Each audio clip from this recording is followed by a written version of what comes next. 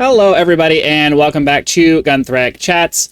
I want to talk about the Dave Smith versus Douglas Murray Joe Rogan podcast video that I just watched. I want to be very careful about how I approach this video because, for the most part, I have respected Douglas Murray as a person out there saying things to try to get some clarity in the world and that kind of thing. I also want to make it very clear that I have no intention of really diving into the discussion between the two about Israel and Palestine and the Middle East and all of that stuff. That's way too involved of a topic for me to get into. I disagree with several of the viewpoints that were stated on the side of Douglas Murray this time, but I'm not going to get into that. The big thing that made me want to make a video about this is just there are certain things that are said by people, and once they say them, it's very hard to have any desire to hear anything else that they have to say. Now, I spent the rest of that episode, trying to set that feeling aside, but at the end of the day, when somebody tries to tell you that because you are not an expert, that you talking about something is somehow a negative thing, that just, I don't know, there's something about that just really rubs me the wrong way, and I think it rubs a lot of people the wrong way. While having credentials as an expert and having knowledge as an expert and, putting the time and effort into seriously learning and analyzing a subject is absolutely important, and those people's viewpoints on things should carry, more weight than somebody who is just hearing about it for the first time or, has a passing knowledge of it. I fundamentally disagree with the idea that exploration of those subjects by people who are technically laymen in that particular area is somehow a bad thing. And when those discussions turn down a direction that somebody else decides doesn't make any sense, that those conversations, because here's the thing, I am of the opinion, and one of the reasons I respect Joe Rogan is because he seems to share this opinion, is that all opinions should be heard. Everybody should have the ability to say what they want to say. Everybody's opinion should be put out there if they want it put out there, so that everybody can hear everybody's side of the story, and then we can all just kind of decide what we think is the right thing. It's much easier to come to the truth of a matter when every possible viewpoint is out there to be analyzed by the population at large, and then people can decide for themselves what they think about a subject. Having a small group of people who say, I've studied this and I know better, so you should just listen to what I say, and everyone else, you just need to kind of drown them out because they don't know what they're talking about. That's how we get into some seriously bad, really bad situations. And, while a lot of people will try to say that the internet and all these things that are pushing, algorithms and things that are pushing out these bad viewpoints and these dangerous ideas and all of that stuff, the only way that those things can be exposed in the first place is if people are talking about them, if people are out there saying these things so that other people can hear them and be like, wait a minute, that doesn't make any sense to me. Let me think about this for a minute. Because one of the things that a lot of people who think that experts should be the thing don't understand is that the reason why echo chambers are a thing is because these people get discounted by everybody else who are supposed to be experts, and instead of being able to talk to somebody who can possibly educate them on the subject, they get shunned off to the side, and then they just go into their little echo chambers and talk about whatever it is they want to talk about. And the part of the episode where I really took a step back and started having some second thoughts about Douglas Murray was just the part where he was criticizing Joe Rogan for having certain people on his podcast. And I'm like, that's a highly elitist attitude from somebody who spent a significant portion of their time criticizing woke culture and all of these other things where people were trying to do this and that and shut people down and force people to do this and force people to do that. You're going to go up to Joe Rogan of all people. I mean, I'm not putting Joe on a pedestal. He's just a human being like everybody else. But he is the biggest podcaster, and he's the biggest podcaster because he's inclusionary to the extreme. He wants to hear everybody's opinion. He wants to hear what people has to say so that he can decide for himself what he thinks is right and what he thinks is wrong based off of all of the information that he takes in. And I truly believe that he tries to do a really good job of being hands-off, being non-judgmental, just taking in the information, absorbing what makes sense, and kind of disregarding anything that doesn't. And he tries to push that attitude out to his viewers. He has stated multiple times over many years now that the only people he brings onto his podcast are people that he's interested in talking to. He has no agenda. He has no purpose for bringing them on. They have something interesting that he wants to hear, so he brings them on to talk about it. And when somebody comes onto a podcast, when it is publicly known that that's the stated goal, and tries to say that Joe Rogan has a responsibility to make sure that he's being careful who he brings on his show because these people don't know what they're talking about, well, that's the point.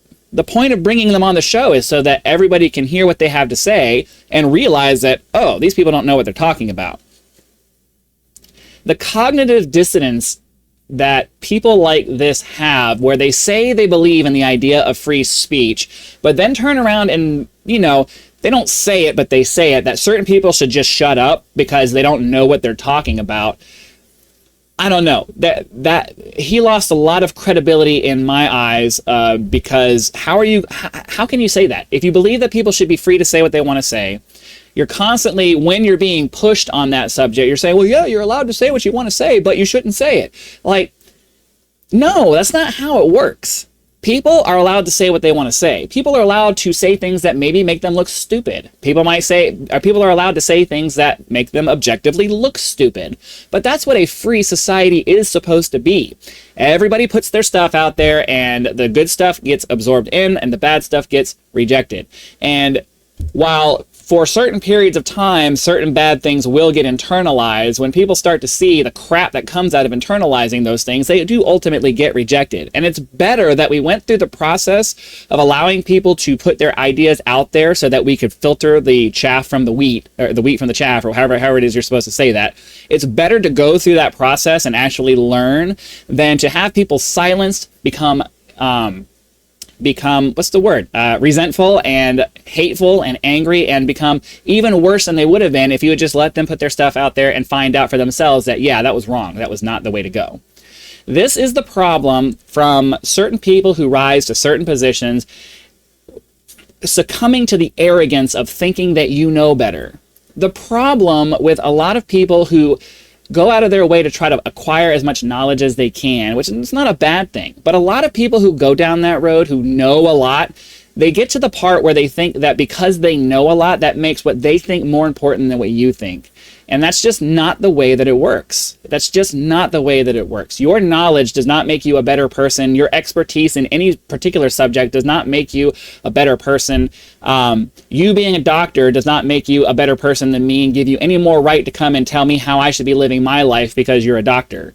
No, you are a doctor, and if you want to focus on being a doctor, then go focus on being a doctor. And when people come to you for their advice, you tell them what you think. But if they don't want to come to you because they don't think that you're a good doctor, your credibility doesn't matter, or your credentials. Your credentials don't matter. If they don't think you're a good doctor, then that's all that matters. They're not going to come to you. They're not going to ask you to help them. So, I have to say, there was a couple of examples of additional things outside of that during their arguments that really just turned me off to his side of the argument, period. First and foremost, the idea that visiting a place somehow gives you more credibility when you're talking about it. Sure, maybe it gives you it might give you a better idea of what's going on. It may give you a more visceral understanding of what's happening in an area, but facts are facts, and either things are happening or they're not. And you going there and verifying it yourself, not necessarily the most reliable thing in the world, because if you go there and people know that you're a public figure, and then the fact that, you going there and seeing things doesn't necessarily mean that you're going to interpret what's going on properly either. You, Douglas Murray, are a Westerner. You're going to see things in a certain way, and it's not going to be exactly the way that the Middle Easterns see it. You weren't raised there. You don't have the culture down to a fine-tooth comb. I don't care how many years you've spent there. You weren't raised in that place. So you're going to see it a bit different than somebody who lives there. My point is that visiting a place doesn't make you more right than anybody else. It just gives you a different perspective on what's happening in a place. The facts are the facts. If certain things are happening there and there are enough people who have seen it and are reporting on it and they're trustworthy enough to be believed, then if it's a fact, it's a fact. And being there doesn't negate that fact. That's all I'm saying about that. I found that response to the criticisms being levied against him to be a massive cognitive dissonance that just really, like, just my brain almost shut off listening to it several times during the conversation, some of the things that he was saying.